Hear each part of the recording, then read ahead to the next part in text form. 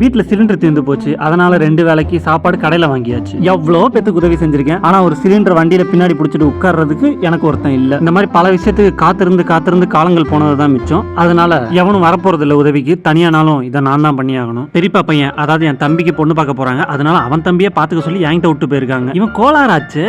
மொட்டை வெயில் பட்டைய கிளப்புறா, வீட்டுல உட்காரலாம்டா மூடிட்டு அப்படின்னு சொன்னா கேட்கல. வண்டியில வெளியே போறதுக்கு பிளான் பண்ணிக்கிட்டு இருக்கான். கொரோனா முடிஞ்சு பல மாசம் ஆகுது, இன்னும் மாஸ்கோட சுத்திக்கிட்டு இருக்கான். நான் சொன்னேன்ல கோளாறு. அப்படி மேப்ல என்னதான்டா பாக்குற?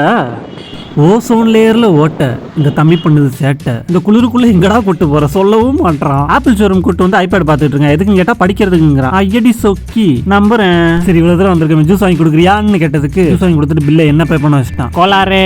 அப்புறம் தம்பி எஸ்கே வீட்டை பார்க்கணும்னு ஆசைப்பட்டுச்சு, அதான் கூட்டு போனேன். எஸ்கே வெளியே வாயா, வெளியே வந்து தம்பியை பார்த்துட்டு போ சொல்லியிருக்கேன். தம்பி இந்த கதவை திறப்பாரு. நெக்ஸ்ட் டிமார்ட்ல பாப்கார்ன் வாங்கி சாப்பிட்டு ஊருக்கு கிளம்பிட்டா. அப்படி